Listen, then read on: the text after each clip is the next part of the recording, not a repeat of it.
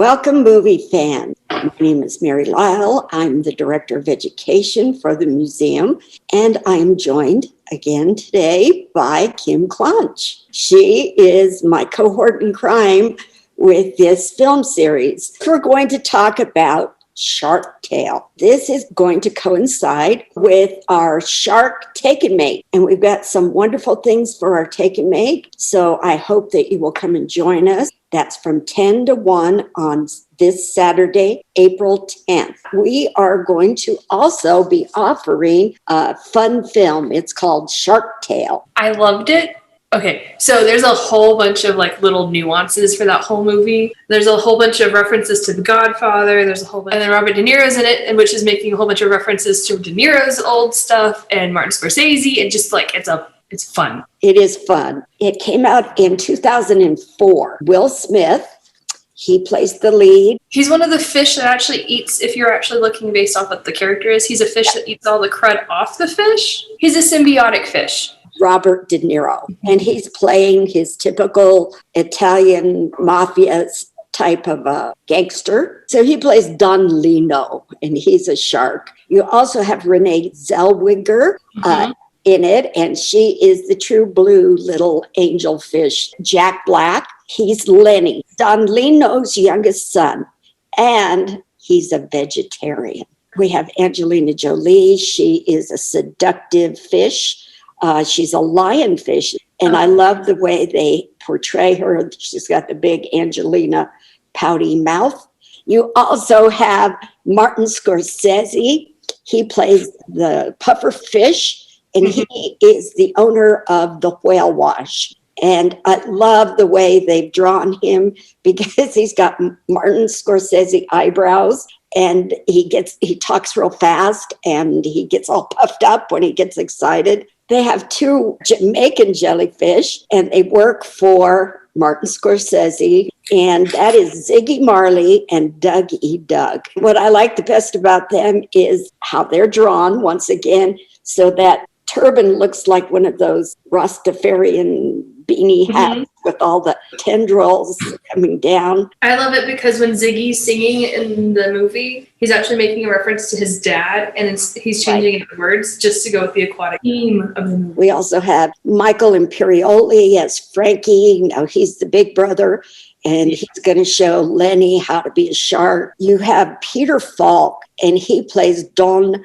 Feinberg, and he's a leopard shark. He's the older, wiser shark that they go to and they pay homage. You also have Katie Couric playing Katie Current, and she's a newscaster, and it's so much fun what they've done with it. So what is the conundrum in this? The vegetarian shark? That's one of them, that's for sure. And then the other one is Will Smith. Will Smith pretends that he is this great shark slayer. They find a dead shark. Will Smith claims to have been the one that slayed the shark, and that he's going to keep the reef safe from sharks. And so everybody buys this lie. Even Renee Zellweger's character, she is in love with Oscar, Will Smith's character. And so he's the most popular guy in the reef. He gets all kinds of money and fans and all this kind of stuff.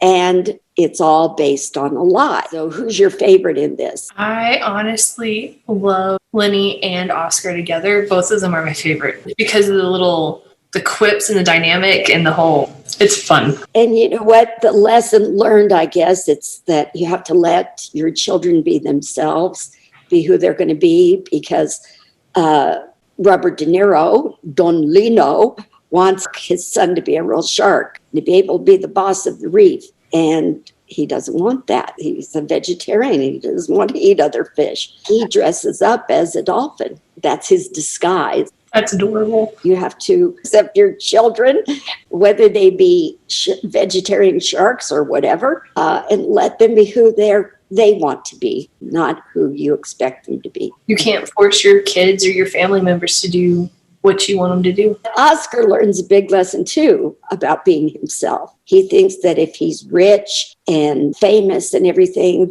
that'll make him special. So I love all of the characterizations. I love a lot of the scenes when all the sharks are sitting around the table like a typical mafia meeting. Oscar is trying to act like the big shot. It reminded me of Analyze This. And they have to go to that big meeting, and Robert De Niro somehow gets Billy Crystal, his analyst, involved in this whole thing. When Billy Crystal gets there, Robert De Niro is nowhere to be found. Billy Crystal starts slapping people around and acting like a mafia boss. Of course, it's all phony. So that's what Oscar reminded me of, was when Billy Crystal was doing that in that movie. I thought it was funny interesting, because when you know sharks, because we have the shark exhibit, some of the big sharks, like the great whites, the hammerheads and all that, why are you having them all together when they're supposed to be like, goodbye?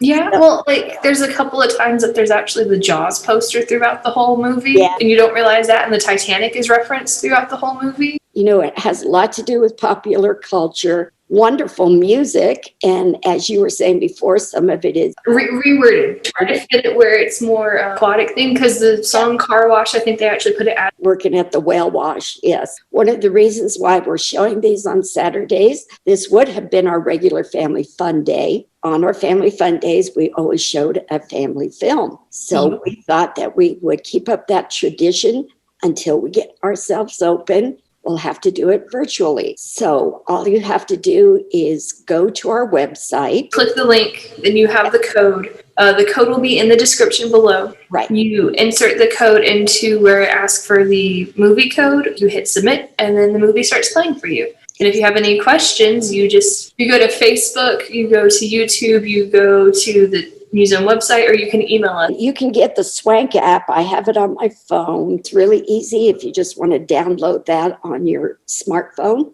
then you can do that. So there's lots of ways to watch the films and to share the things that we have here going on at the museum. Remember, we are going to get open, and we have a wonderful, wonderful exhibit that Kim and the crew have put together.